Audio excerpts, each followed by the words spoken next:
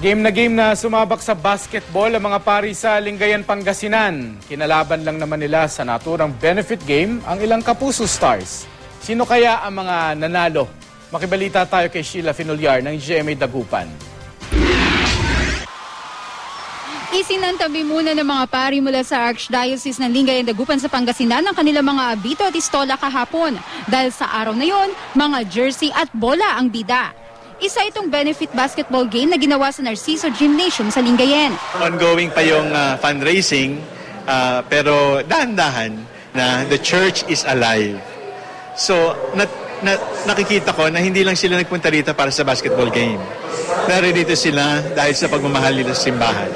Hiyawan ng mga manonood, lalo pat nagwagwapuhang artista ang mga kalaban ni Father. Well, syempre I'm happy kasi kumbaga, this is for a cause naman para sa ating mga seminarista. So, I'm happy na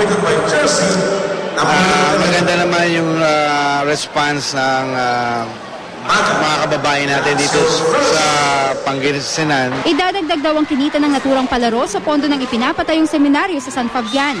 Dikitan ang naging labanan ng dalawang koponan. Sa huli, nagwagi ang team ng mga pari sa score na 65-76. Sa larangan naman ng karatido, nagpapasikat ang isang Dagupeño. Kahapon lang natanggap na ni John Matthew Mananta na magandang balitang kasali na siya sa Philippine Karatido team. Hindi na raw ito katakataka lalo pat nakapag-uwi na si John Matthew ng gold at silver medals mula sa International Karatido Championship na ginawa sa Thailand noong Enero. Maging disciplined po lagi, tapos mag-train hard po, tapos maging dedicated po sa ginagawa nila. Proud na proud syempre ang kanyang ina. At dahil nag-aaral pa si John Matthew, tinitiyak daw niyang hindi napapabayaan ng kanyang anak ang pag-aaral. Sheila Finolyar, Nagbabalita, Pilipinas.